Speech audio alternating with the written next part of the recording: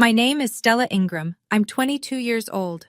Don't clap. I paid for that degree, not her, my father screamed from the bleachers, in front of 2,000 people, the moment I finished my valedictorian speech at Millbrook State University. I want you to hold that image.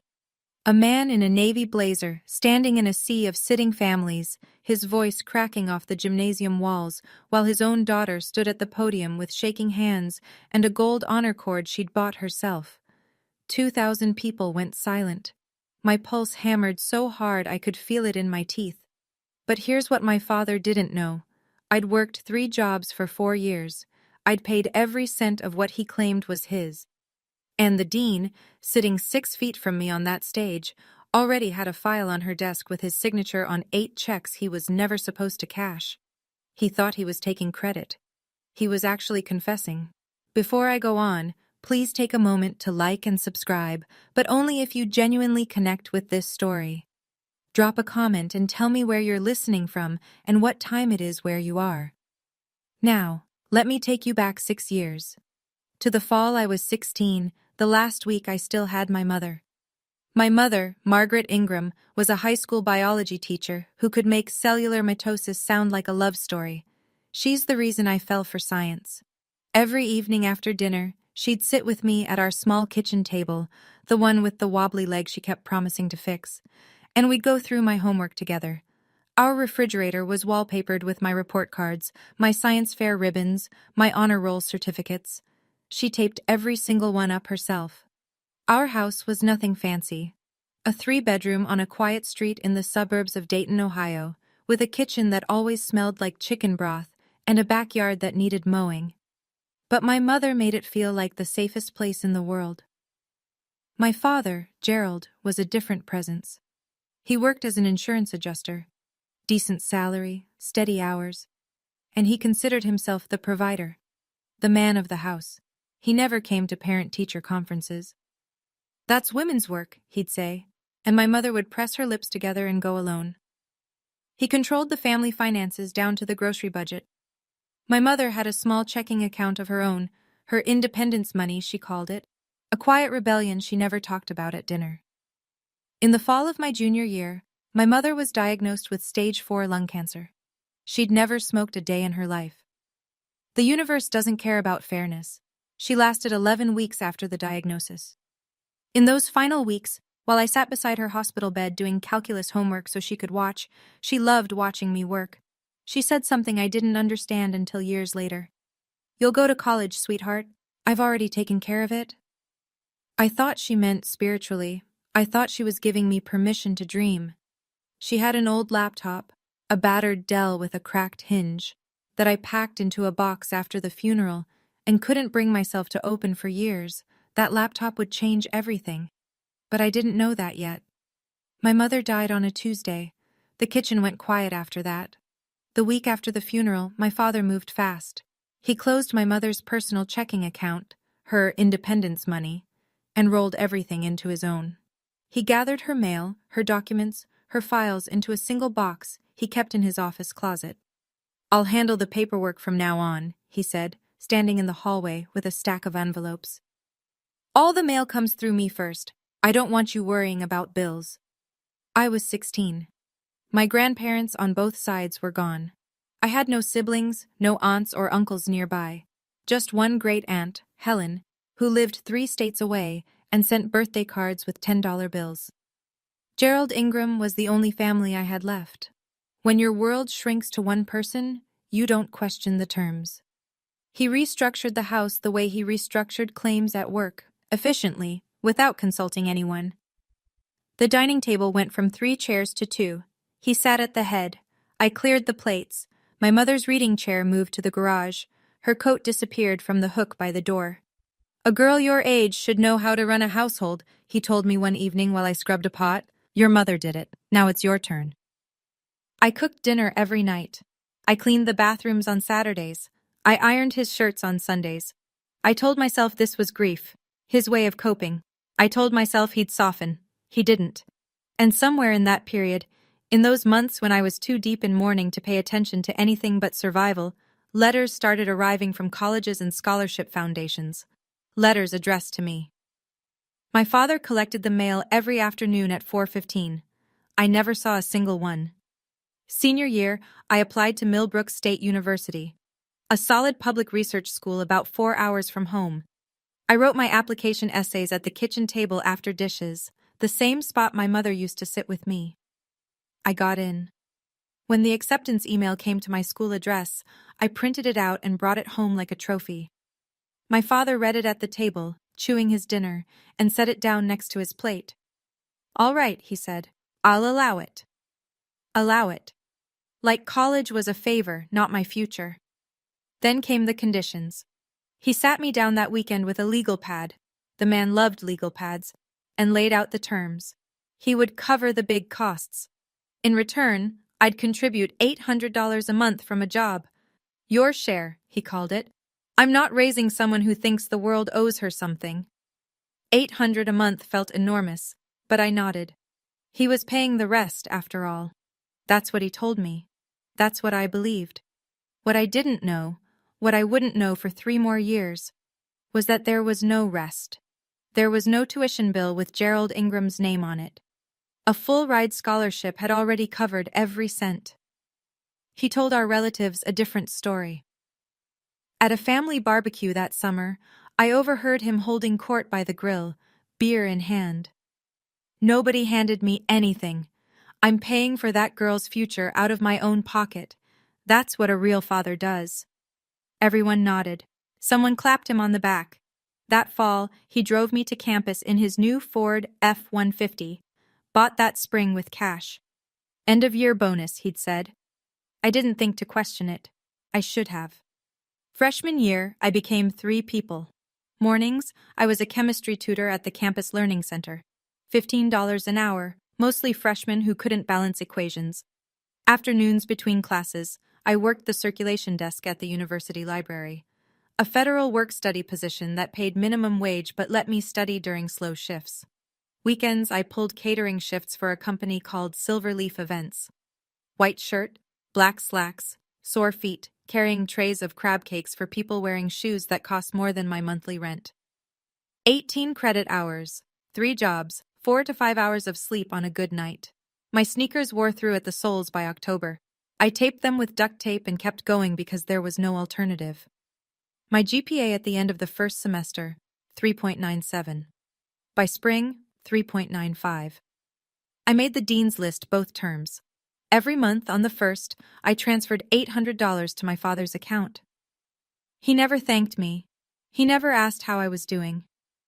Our Sunday phone calls followed the same script. "Did you send it?" "Yes." "Good." Click. Once, just once, I called to tell him I'd made the dean's list. There was a pause on the line and then, "It's just a list, Stella. Call me when you have a real job." I hung up and stared at the wall of my dorm room for a long time. My roommate, Rachel Torres, a sociology major from Phoenix with a laugh that could fill a stadium, looked at me from her bed and said, "You okay?" "Fine," I said. I wasn't fine. But I didn't know yet just how far from fine things actually were. I was breaking my body to pay a debt that didn't exist, and the man collecting it was spending the real money on patio furniture. Sophomore year, parents' weekend. My father came to campus for the first and only time. I'd been nervous about it for weeks. Not because I was ashamed of my life, but because I'd started to notice that my life didn't look like someone whose father was paying for everything. My dorm room was sparse. My wardrobe was thrift store. I ate ramen 3 nights a week. But I'd arranged a campus tour, reserved a table at the dining hall, even ironed a blouse I'd found at Goodwill so I'd look put together. Gerald arrived in his F-150 wearing a Ralph Lauren polo, aviator sunglasses, and the confidence of a man who believed his own mythology. I introduced him to Professor Diana Colton, my academic advisor, a sharp, patient woman in her mid-40s who'd taken an interest in my research. "So you're the one filling her head with lab work," my father said, shaking her hand too firmly. Professor Colton smiled politely. "Stella is one of the strongest students in the department." Gerald laughed, the kind of laugh that isn't really a laugh. "You think a science degree is going to help her? I keep telling her, find a good man, settle down. but she wants to play scientist. He leaned in, like he was sharing a confidence. On my dime. The silence lasted about 2 seconds, but I felt every millisecond. Professor Colton's eyes flickered to me. I looked at the floor. Later, walking me back to my dorm, she asked quietly, "Is your father always like that?" "He's old-fashioned," I said. She nodded, but I could see her thinking. A student working 3 jobs whose father claims he's paying for everything. A father who doesn't want his daughter to use her degree. Something wasn't adding up, and Diana Colton was the kind of woman who noticed when numbers didn't balance. The Sunday calls got worse sophomore year. They followed a pattern so predictable I could have scripted them. He'd open with money. "Did you send it?" Then he'd pivot to guilt. "Your mother's gone, Stella. I'm the only one left. Do you know what I sacrificed to keep you in that school?" And he'd close with control. "You owe me. Don't forget that." Every Sunday. Same rhythm, same words, like a liturgy he'd memorized. Rachel started noticing. She'd be on her bed pretending to read while I sat on mine with the phone pressed to my ear, answering in monosyllables.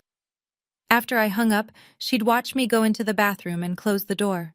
She never said anything about the fact that I always turned the faucet on. She knew what the sound of running water was covering. One Sunday in November, Gerald asked for more. "Send an extra $200 this month. The furnace needs work." $200 I didn't have. I skipped meals for 2 weeks, told Rachel I was intermittent fasting, and wired it. Meanwhile, Gerald was telling his friends a story about sacrifice. I know this because his buddy Frank Murdoch mentioned it to me at Christmas. "Your dad talks about you all the time, honey. Says you're costing him an arm and a leg, but he wouldn't have it any other way." I smiled. What else could I do? But Rachel, who paid less per semester than I did, and whose parents contributed nothing, sat me down one night with the bluntness only a true friend can manage. "Stella, you pay your dad $1,000 a month and he says he's paying your tuition? You work 3 jobs, I work 0. Something doesn't add up." I told her she was overthinking it. But the seed was there, and seeds, given enough time, tend to crack concrete. Thanksgiving, sophomore year. I drove home in a borrowed car and started cooking at 5 in the morning. Gerald had invited about 15 people, cousins, old neighbors, a few work friends. He bought a turkey from Whole Foods and had me plate it on our nicest dish so it looked homemade. "Don't tell anyone I didn't cook it," he said, and I thought, everything about you is performance. By 6 p.m., the house was full. I'd made the sides from scratch: mashed potatoes, green bean casserole, cornbread, 2 pies. My hands smelled like sage and my back ached from standing since dawn. Gerald sat at the head of the table in a pressed button-down, playing patriarch. Before anyone touched their food, he raised his glass. "This year, I'm spending over $30,000 to put Stella through school. Who else can say that? But that's what a father does." Applause. Actual applause. My cousin's husband whistled. I sat with my hands in my lap. An aunt leaned over and asked what I was studying. I began to explain my biochemistry research, an enzyme inhibition project I was genuinely proud of. I got about 2 sentences in before Gerald cut across the table. "Research." He said the word like it tasted bad. "My money, her hobby." Laughter. A few uncomfortable ones, but laughter. I pressed my napkin into my thigh under the table so hard my knuckles went white. Later, while I washed dishes alone in the kitchen, my great-aunt Helen appeared beside me. She dried a plate in silence for a moment, then said, very quietly, "Your mother would be so proud, sweetheart. She tried so hard to make sure you'd be taken care of. You know that, right?" I didn't know what she meant. Not yet. "Thank you, Aunt Helen," I said.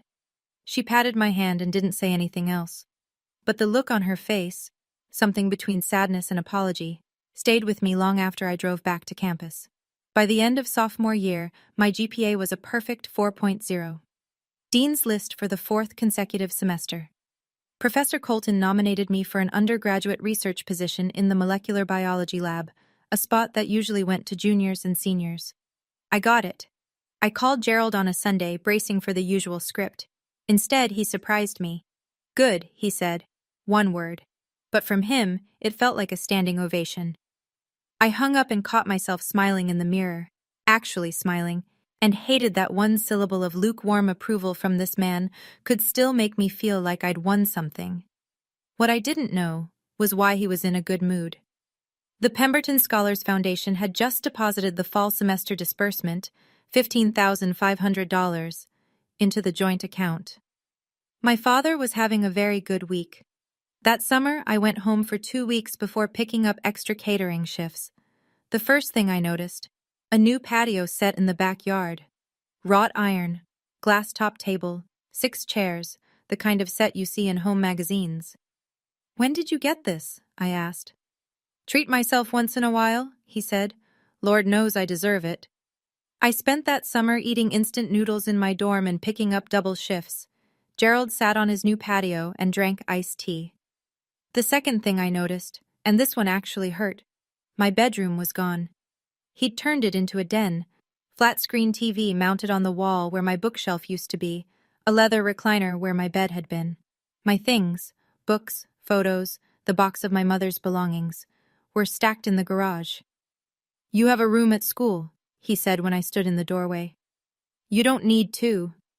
I slept on the couch that night, and I didn't come home again for a very long time.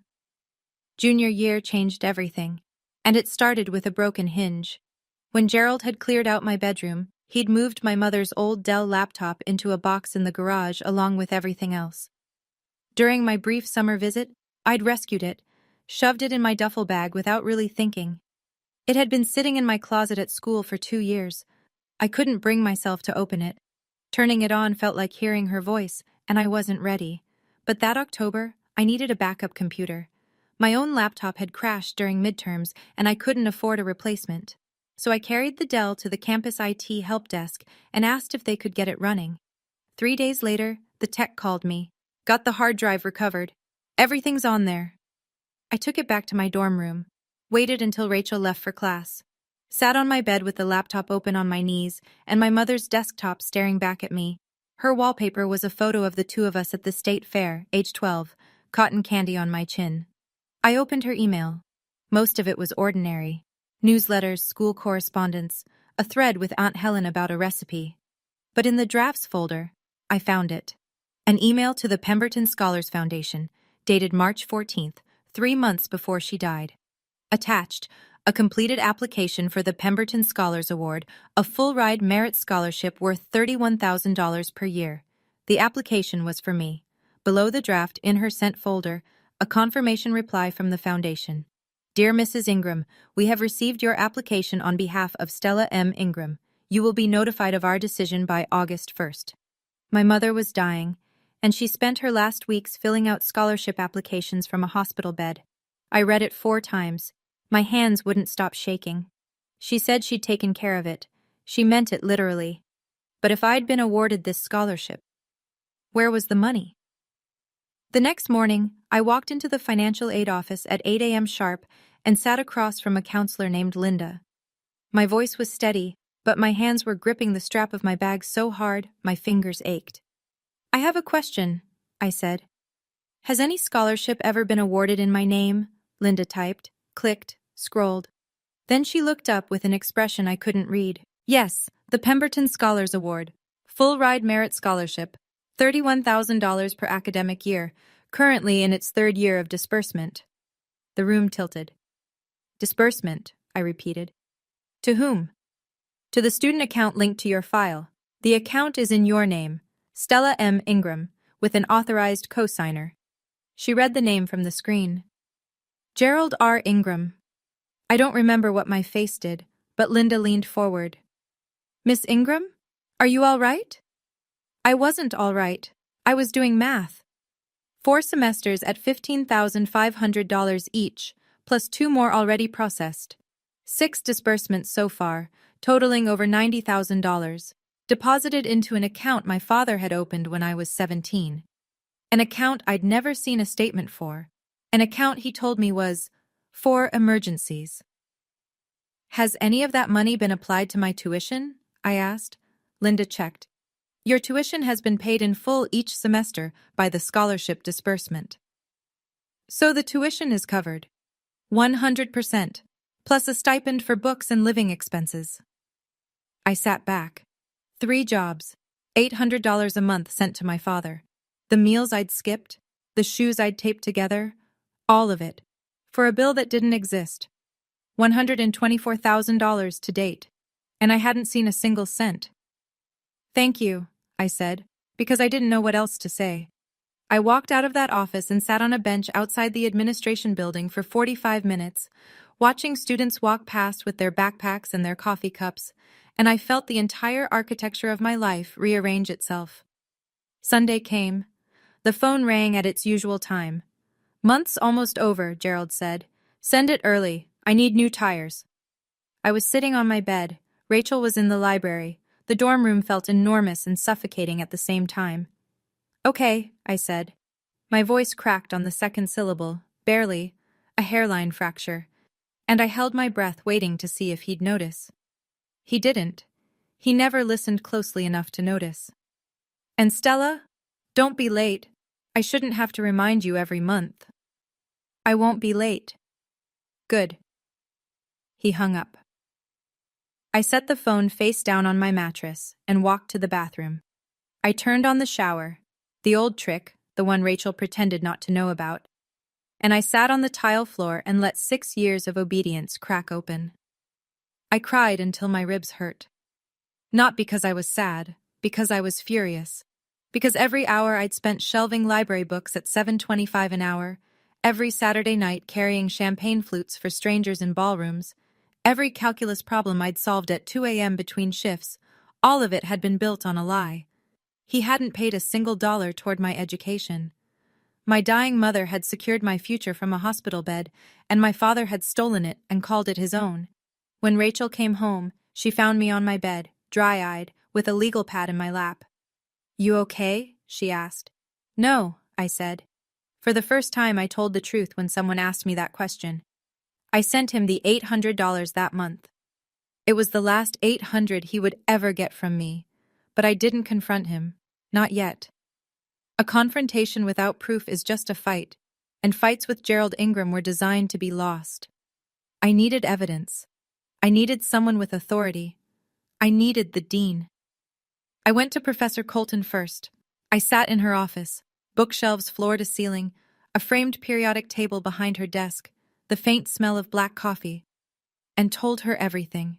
The scholarship, the joint account, the $800 a month, the 3 jobs, all of it. She listened without interrupting. When I finished, she took off her glasses, set them on a stack of papers, and said, "I've been wondering about this since Parents' Weekend." "You have?" "A student working 3 jobs whose father claims he's paying full tuition. I ran the numbers in my head after I met him. They didn't fit." She put her glasses back on. "Stella, what you're describing is scholarship fraud. This isn't a family disagreement. You need to talk to the dean." 2 days later, I was sitting across from Dean Patricia Hartwell in her office on the 4th floor of the administration building. She was a tall woman in her late 50s with silver-streaked hair and the kind of calm authority that made you feel like the building itself was listening. I told her what I'd found. She asked the financial aid office to pull Gerald's full disbursement history. Within a week, they had it. 8 checks, 1 per semester, each signed by Gerald R. Ingram, each deposited into the joint account. Not a single dollar had been redirected to me or applied beyond the automatic tuition payment.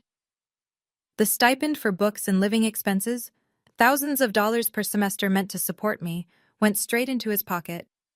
Dean Hartwell closed the folder and looked at me.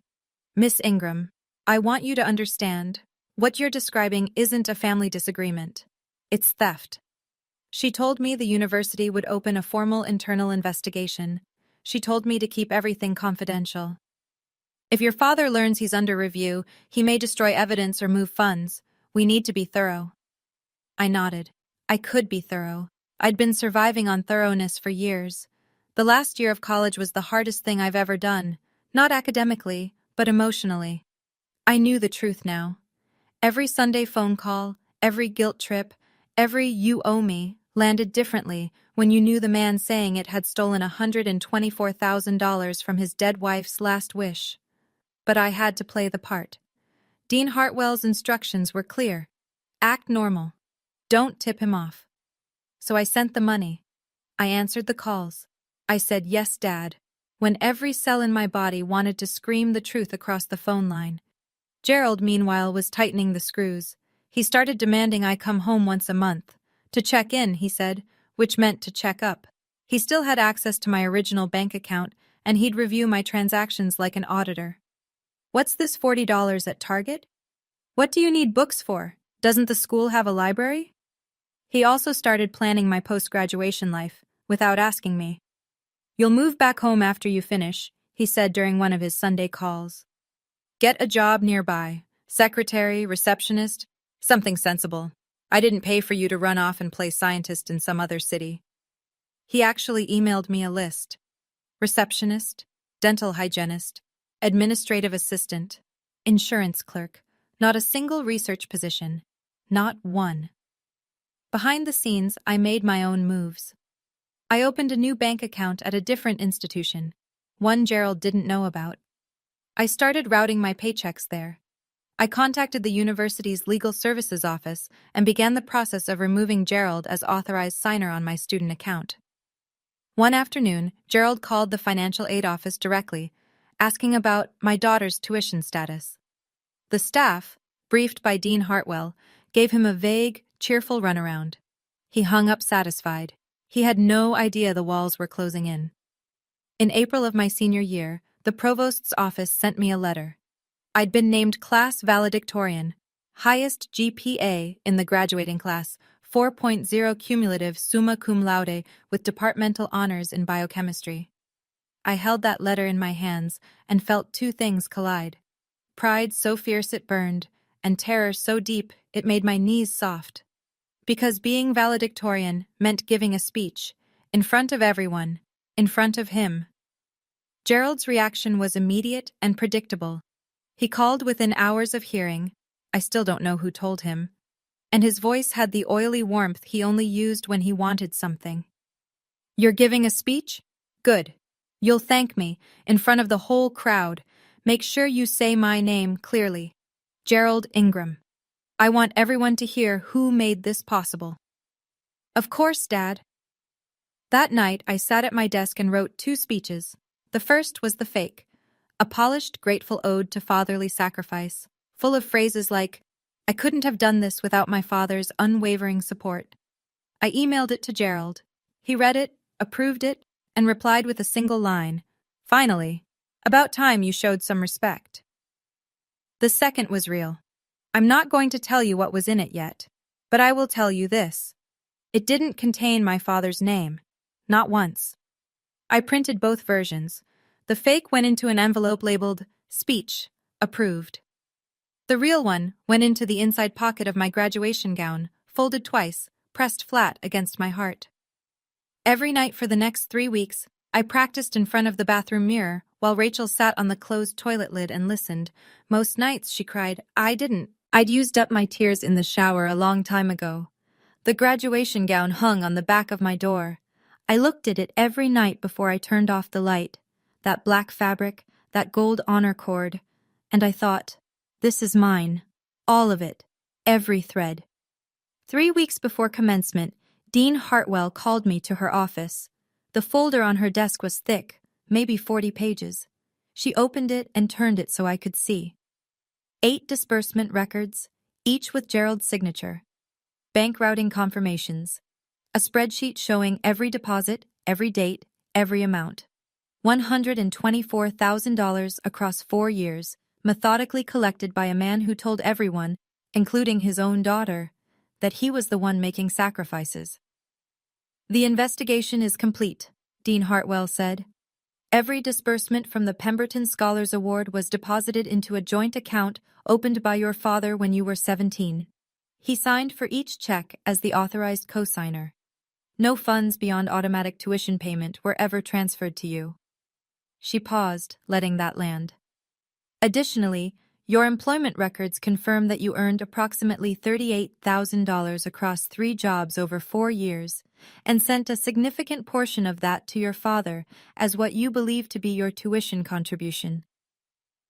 $38,000, earned at $15 an hour, at minimum wage, at weekend catering rates, every cent of it sent to a man who was already sitting on a full-ride scholarship.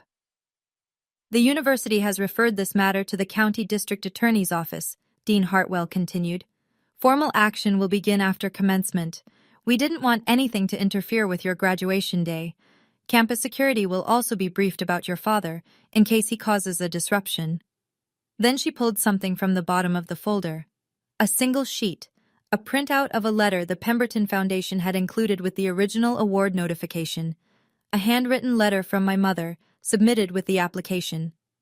I recognized her handwriting before I read a word. Dean Hartwell slid it across the desk.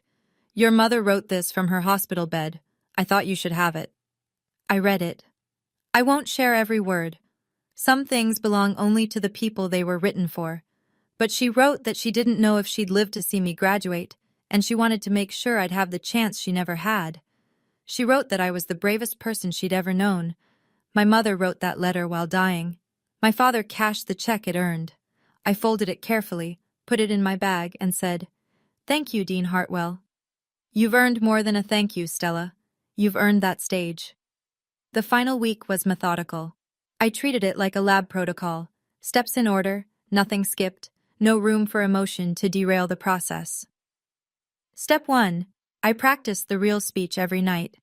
Standing in front of the bathroom mirror, hands flat on the sink, speaking to my own reflection until the words stopped feeling dangerous and started feeling true. Rachel sat cross-legged on the bath mat each time, nodding, occasionally wiping her eyes. You sure about this? She asked on Tuesday night. No, I said, but I'm done being sure about staying quiet. Step 2. With guidance from the university's legal services, I officially closed the joint account Gerald had controlled. The process required documentation, my signature, my ID, confirmation of student status. The bank representative asked if I wanted to notify the co-signer. No, I said. Step 3. I packed my dorm room. Everything I owned fit into 2 suitcases and a backpack. 6 years of living lean had taught me to travel light. I didn't leave anything behind. Step 4. I wrote a letter to Gerald. Clear, factual, no emotion. It stated that I was aware of the Pemberton Scholars Award, the disbursements, and his interception of the funds. It requested full repayment and informed him that I would no longer be in contact. I sealed it in an envelope and dated it for the day after graduation. The gold honor cord cost $25. I'd asked Gerald to send me the money weeks earlier. He'd refused. What do you need a fancy rope for? So I bought it myself with tip money from a catering shift. I hung it on the doorknob of my empty dorm room and looked at it in the dark. On Friday, Rachel texted me. He bought plane tickets, and he made a dinner reservation at Morton's for after. 5 guests, his friends. She added a second text. He had invitations printed. Of course he did. The night before graduation, I was alone. Rachel had left that morning. Her family arrived early, and she'd moved to their hotel for the night. The dorm room was bare. 2 stripped mattresses, empty shelves, the kind of silence that only exists in rooms that used to be full. I sat on my bed, just the fitted sheet left, and opened my mother's laptop one last time. I'd been through the emails, the documents, the scholarship application. But that night I found something I'd missed. A photo, buried in a folder labeled Stella. A selfie my mother had taken of the 2 of us when I was 15. We were in the kitchen. Flour on the counter, a lopsided cake between us, both of us grinning like the world was small and safe. She was already thinner than she should have been. I didn't notice at the time. I touched the screen like I could reach through it. I'm graduating tomorrow, Mom, I said to the empty room. I earned it. Like you wanted. At 9 p.m., my phone rang. Gerald. Remember, he said, read the speech I approved. Wear something nice. My friends will be there. And Stella, his voice dropped into that register he used when he wanted to sound generous. This is a big day for both of us. For both of us. Yes, Dad, I said. The words tasted like ash. It was the last time I'd ever say yes to him. After we hung up, I ironed my graduation gown. Not because it was wrinkled, the fabric was fine, but because I needed something to do with my hands at 2 a.m. The iron hissed back and forth. Steam curled. On the desk beside me, my mother's photo, my graduation cap, and 2 folded speeches, one a lie, one the truth. I didn't sleep. I watched the ceiling until the sky turned gray. 7 a.m. I put on the gown. The fabric was heavier than I expected, or maybe that was just the morning. I draped the gold honor cord across my shoulders and adjusted my cap in the mirror. The tassel hung to the right. After the ceremony, I'd move it to the left. That was the tradition. Right now, it stayed where it was. The auditorium at Millbrook State seats 2,200. When I arrived backstage at 8:15, I could already hear the low roar of families filling the bleachers, laughter, the squeak of folding seats, someone's toddler shrieking in delight. The stage was dressed for the occasion, university banners in navy and gold, a podium with the school seal, a long table with stacked diploma covers, rows of chairs for faculty in their academic regalia. Dean Hartwell found me in the staging area.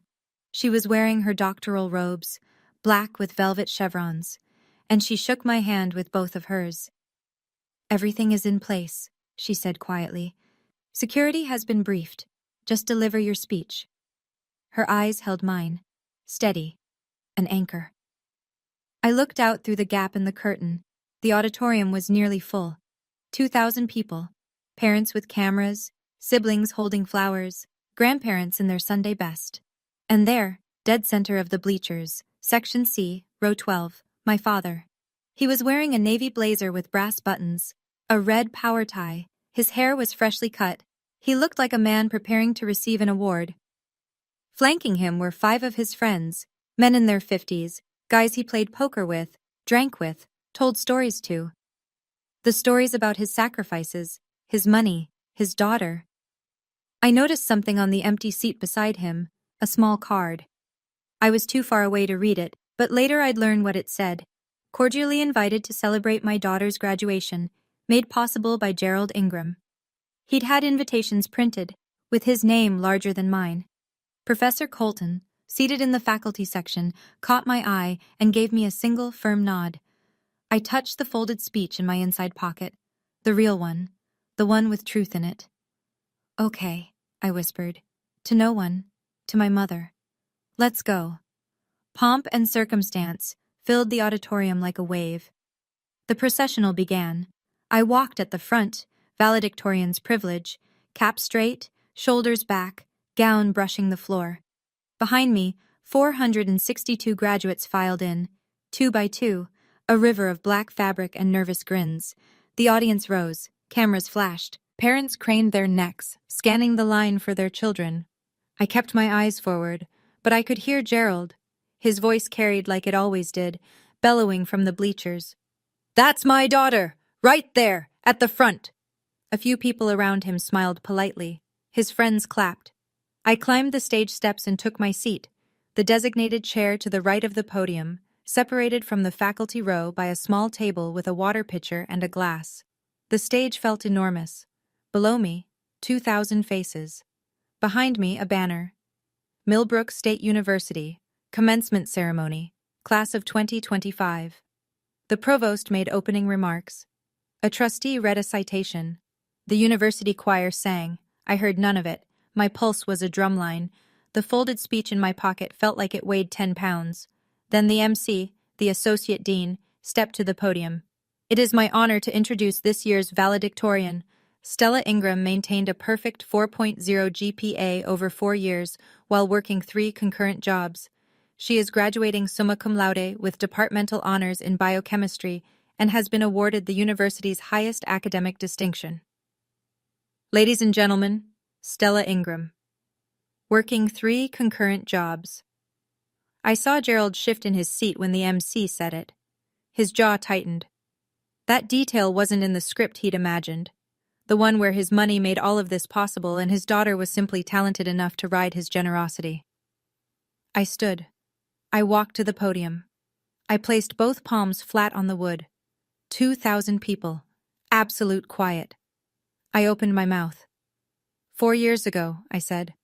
I walked onto this campus with 2 suitcases, a used laptop, and 3 job applications already filled out. A few people chuckled. I wasn't joking, but it sounded like a humble beginning, the kind of opening audiences expect from valedictorians. It wasn't. It was the first line of the truth. I came here because of a woman who believed that education was the one thing no one could take from you. My mother, Margaret Ingram, was a high school biology teacher.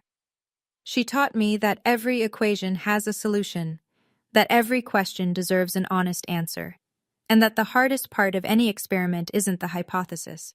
It's having the courage to look at the data. I paused. In the bleachers, a few parents were already dabbing their eyes. My mother's story wasn't complicated, a teacher who died too young. But it was real, and real things land differently than performance. She couldn't be here today, but everything I am started with her. I didn't look at Gerald when I said it. I didn't need to. I could feel him. I talked about the jobs, tutoring, the library, the catering shifts. I learned biochemistry in lecture halls, and I learned endurance in banquet kitchens. I served hors d'oeuvres at events where the napkins cost more than my weekly groceries. Every credit hour I earned twice. Once in the classroom, once on the clock. The audience was still, not uncomfortable, captivated. But in Section C, Row 12, something was changing. Gerald Ingram had come to this ceremony to hear his name, to hear his daughter thank him publicly on a microphone in front of his friends and 2,000 witnesses. He was waiting for the line he'd approved. I couldn't have done this without my father's unwavering support. It never came. I watched, from the corner of my eye as his posture stiffened. His hands gripped his knees, his smile curdled. The friends beside him exchanged glances. Something was about to break. It happened between sentences. I had just finished saying, "Every dollar I spent on this education, I earned myself," when a sound cut through the auditorium like a gunshot. A chair, metal, folding, slammed upright against the bleacher behind it. And then a voice I'd been obedient to for 22 years roared across 2,000 people. "Don't clap! I paid for that degree, not her!" Gerald was standing, blazer unbuttoned, face crimson, veins visible in his neck even from the stage. He jabbed a finger toward me like he was scolding a child in a grocery store. Except the grocery store had 2,000 witnesses and a sound system. "She wouldn't have lasted one semester without my money," he shouted. "Everything she has, I gave her. That gown, that cord, that podium, I paid for all of it."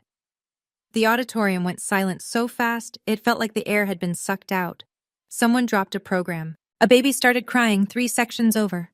2,000 heads turned toward Section C, Row 12, toward a man in a navy blazer who had just detonated his own reputation and didn't know it yet. His 5 friends sat frozen. One of them, I'd learn later it was Frank Murdoch, slowly covered his face with his hand. I stood at the podium. The microphone was still on. I could hear my own breathing through the speakers, amplified, and I knew the audience could hear it too. My hands were trembling. I gripped the edges of the podium to stop them. My heart was slamming so hard I thought I might pass out. But I didn't cry. I looked down at the wood grain beneath my fingers. I looked at Dean Hartwell, seated to my left on the stage. She met my eyes and gave one nod, small, nearly imperceptible, but I saw it. I felt it. And I smiled. Not a wide smile, not a victorious one, the quiet kind. The kind that comes after you've been waiting for something to finally be over so the truth can start. I stepped back to the microphone. 7 words. I'd rehearsed them in the bathroom mirror for 3 weeks. I'd said them so many times they'd lost their shape and become pure sound, and then I'd said them more until they became something harder. Not just words, but a line drawn in the ground. I leaned into the microphone. My voice didn't shake. I paid for every cent myself. Silence. 3 full seconds of it. The kind of silence where you can hear the ventilation system humming. Then a murmur. Low at first, rippling through the audience like a stone dropped in water. Heads turning, eyebrows rising. People leaning toward each other. What did she say? Did you hear that? I kept going, steady, like reading data aloud in a lab. 3 jobs, 4 years, every tuition payment, every textbook, every meal. The financial records are on file with the dean's office. I turned slightly, not fully toward Gerald, but enough. And the Pemberton Scholars Award, the full-ride merit scholarship my mother applied for before she died, the one that covered my entire education? My voice stayed level. Those funds were intercepted and cashed by someone else. The disbursement records, with signatures, are also on file. I didn't say his name. I didn't need to. Every person in that auditorium knew who I was looking at. Gerald stood in the bleachers, mouth open, no sound coming out. The crimson drained from his face and left it gray. He looked like a man who had just heard a door lock behind him. The murmurs became a wave. I could hear fragments. Did she say stolen? The scholarship? Oh my God! In the far corner of the bleachers, my great-aunt Helen pressed both hands over her mouth and began to cry. Professor Colton, in the faculty section, didn't move. She just closed her eyes for a long moment, the way you do when something you suspected turns out to be true, and the confirmation hurts anyway. I stepped back from the microphone. You didn't pay for my degree, Dad. Quiet, clear, final. You stole from it. Dean Hartwell stood. She didn't rush. She didn't make a spectacle of it. She rose from her chair with the unhurried gravity of someone who had prepared for this moment and placed herself at the second microphone on the stage, the one reserved for administrative remarks. If I may, she said. Her voice was calm, authoritative, the kind of voice that fills a room without raising itself. 2,000 people turned back toward the stage. I can confirm that the university has completed an internal investigation into the disbursement of a merit-based scholarship awarded to Miss Ingram. The Pemberton Scholars Award, a full-ride scholarship valued at $124,000, was applied to Miss Ingram's tuition account each semester as intended. However, the accompanying stipend funds were deposited into a joint account with an authorized cosigner who was not the student. She paused. That matter has been referred to the appropriate authorities. She didn't say Gerald's name. She didn't need to. The entire auditorium knew who was standing in Section C, Row 12, because every head had already turned. 2 campus security officers, I noticed them only now, though they must have been positioned near the aisle before the ceremony began, were already moving. They walked calmly up the bleacher steps toward Gerald, one on each side. Sir, the first officer said, loud enough for the nearby rows to hear, please come with us. Gerald's face cycled through 3 expressions in 2 seconds. Confusion, then rage, then something I'd never seen on him before, fear. This is my daughter's graduation, he sputtered. You can't. I have a right to be here. Sir, you're being asked to leave the venue. They flanked him, polite but immovable. Gerald looked around for his friends, the 5 men he'd invited to witness his triumph. Not one of them stood. Not one of them looked at him. Frank Murdoch sat with his elbows on his knees, staring at the floor. Gerald was escorted down the bleacher steps, past rows of silent families, past mothers clutching their programs, past fathers who held their children a little tighter as he passed. The metal doors at the back of the auditorium opened and then closed, and the sound echoed through the silence like a period at the end of a sentence. On the empty seat in Section C, Row 12, a small printed card lay face up, made possible by Gerald Ingram. No one picked it up. The auditorium was still. Dean Hartwell stepped back from the microphone and nodded to me, a gesture that said, "This is still your stage." I returned to the podium. My hands were no longer shaking. Something had released in my chest, a knot I'd been carrying so long I'd forgotten it was there. I'd like to finish, I said. 2,000 people gave me their silence. It felt different from the silence before, warmer, like the room was holding its breath not from shock, but from care. I reached into the inside pocket of my graduation gown and pulled out a single sheet of paper, the printout of my mother's letter to the Pemberton Foundation. I'd carried it against my heart through the processional, through the speech, through everything. When my mother applied for the scholarship that paid for my education, she was in the hospital. She had stage 4 lung cancer. She had weeks left. My voice caught, just barely, and I let it. She wrote a letter to the selection committee. I'd like to share part of it. I looked down at her handwriting, photocopied but still unmistakably hers, the slight forward lean of her cursive, the way she crossed her T's with long, confident strokes. She wrote, I don't know if I'll be alive when my daughter starts college, but I know she'll get there. I'm asking you to make sure she has the chance I won't be there to give her. Something broke open in that auditorium. I could hear it, a wave of emotion that moved through 2,000 people at once. Faculty members removed their glasses. Strangers reached for each other's hands. In the front row, a woman I'd never met was openly weeping. Professor Colton pressed a tissue to her eyes. Aunt Helen, in the back, was sobbing. Decades of guilt and suspicion finally given a name. I folded the letter. She couldn't walk me to campus, I said. So she paved the road instead. The standing ovation began in the faculty section and rolled outward like a tide. 2,000 people rose. The sound was enormous. Not just applause, but something louder than applause. Recognition. Witness. I stood at the podium and let it wash over me. And for the first time in 6 years, I didn't feel like I was carrying anything alone. After the ceremony, after the diplomas were conferred, the tassels moved, the caps thrown, I walked into the reception area with my gown unzipped and my honor cord still around my neck. Classmates hugged me. Strangers shook my hand. A woman with tears still on her face said, "Your mother raised a warrior." And I held it together just barely. Then a man I didn't immediately recognize appeared at my elbow. He was in his late 50s, heavy-set, with thinning gray hair and the ruddy complexion of someone who spent weekends on a boat. He was wearing a sport coat that didn't quite fit, the sleeves too short, the buttons straining. One of Gerald's 5 guests. "Miss Ingram? I'm Frank Murdoch. I was a friend of your father's." "I know who you are, Mr. Murdoch." He couldn't look me in the eye. His gaze kept drifting to the floor, to the wall, anywhere. "I want you to know, I've had doubts for a while.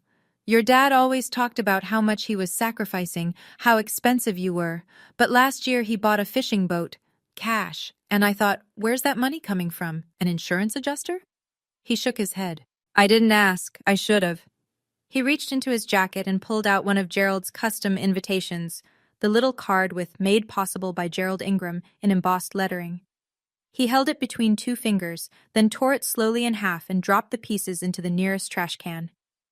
"I believed him for 20 years, Frank said. "That's on me." He offered his hand. I shook it. His grip was uncertain, almost apologetic. "He told us, you know. After you graduated, his plan was to have you manage a laundromat he was looking at buying." Frank's mouth twisted. A laundromat? For a girl who just graduated valedictorian in biochemistry. He walked away. No drama, no redemption arc, just a man who admitted he'd looked the other way and couldn't do it anymore. I watched him cross the parking lot alone. None of Gerald's other friends came to speak to me, but none of them went looking for Gerald either. 2 weeks after graduation, the machinery started turning. The county district attorney's office opened a formal case against Gerald Ingram. The charges: theft by deception, $124,000 in scholarship funds fraudulently intercepted over 4 years, and theft of services for the approximately $38,000 I'd earned and sent him under false pretenses. If he'd used the U.S. Postal Service to receive any of the disbursement checks, mail fraud charges were also on the table.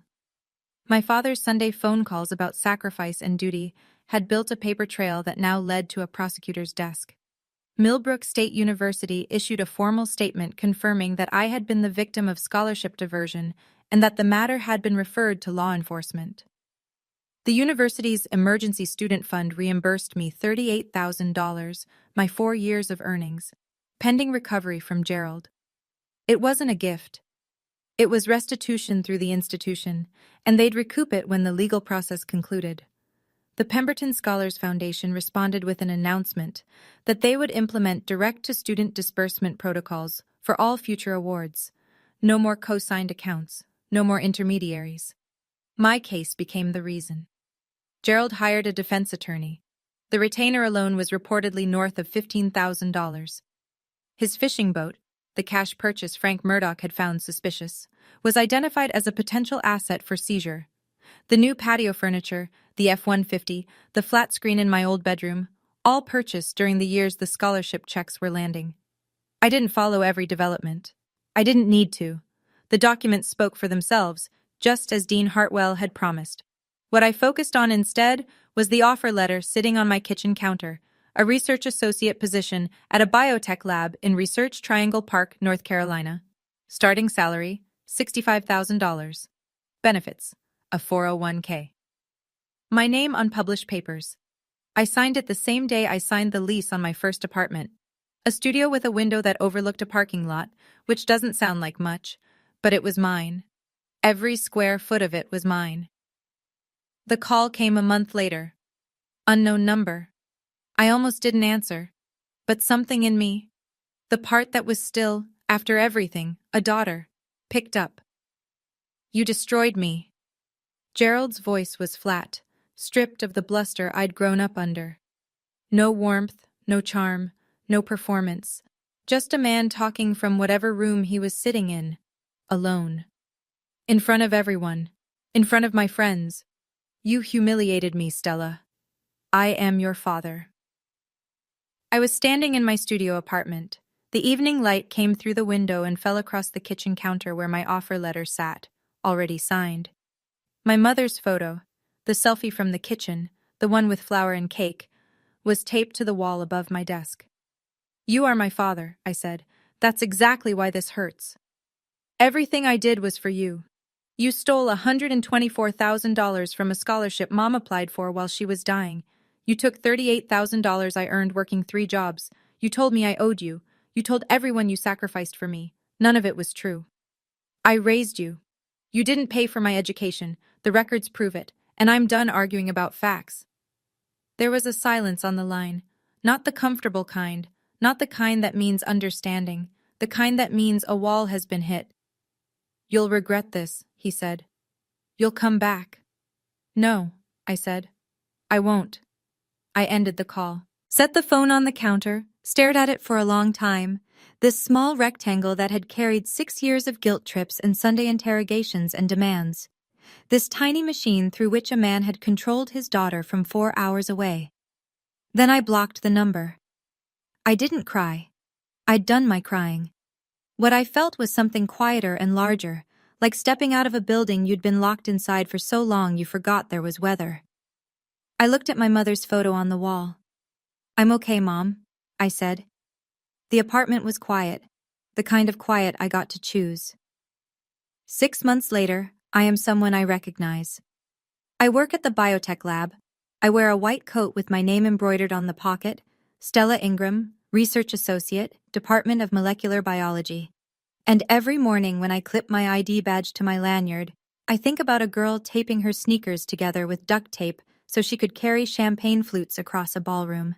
That girl got me here. I owe her everything. My apartment has furniture now, not much, but mine. A desk from a secondhand store, a bookshelf I assembled myself, a small succulent Rachel brought when she visited last month, still somehow alive despite my best efforts.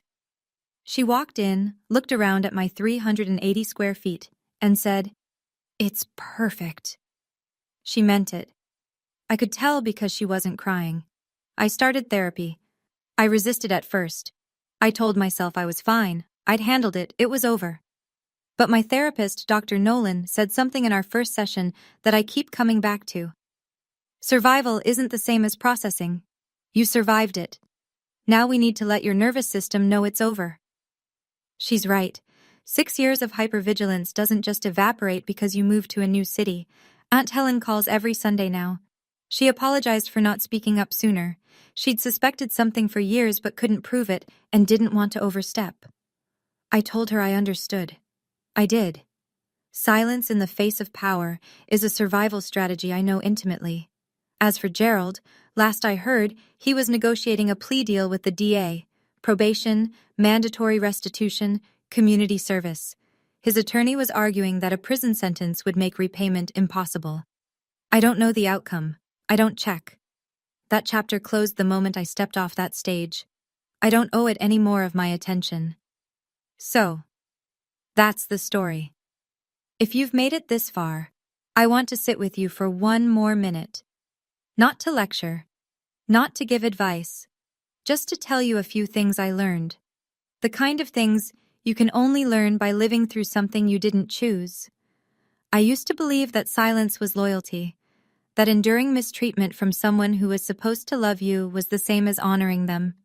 It isn't. Silence in the face of injustice isn't respect. It's a prison you build around yourself, one yes, Dad, at a time. The day I stopped saying yes was the day I started breathing. I also learned this. Keep your records, keep your emails, keep your pay stubs. Keep every piece of paper that tells the truth about your life, because there will come a day when someone tries to rewrite your story, and you'll need the receipts. Documents don't lie, people do. Let the paperwork speak. And maybe most importantly, setting a boundary with someone you love is not an act of war. It's an act of survival. I didn't cut my father out of my life because I hated him. I did it because I finally loved myself enough to stop letting him take what wasn't his. If you're in a situation like mine, if someone is using guilt or obligation or family as a tool to control you, know this: you are not alone. And you don't owe anyone your silence. Thank you for staying until the end. If this story touched something in you, hit that like button. Not for me, but so the algorithm carries it to someone who needs to hear it tonight. Subscribe and tap the bell if you want more stories like this one. And check the description. There's another one waiting for you that I think you'll understand. My name is Stella Ingram. I graduated from Millbrook State University, summa cum laude, with a 4.0 GPA, 3 jobs on my resume, and a full-ride scholarship my dying mother fought for. I earned every cent. And now, the record shows it.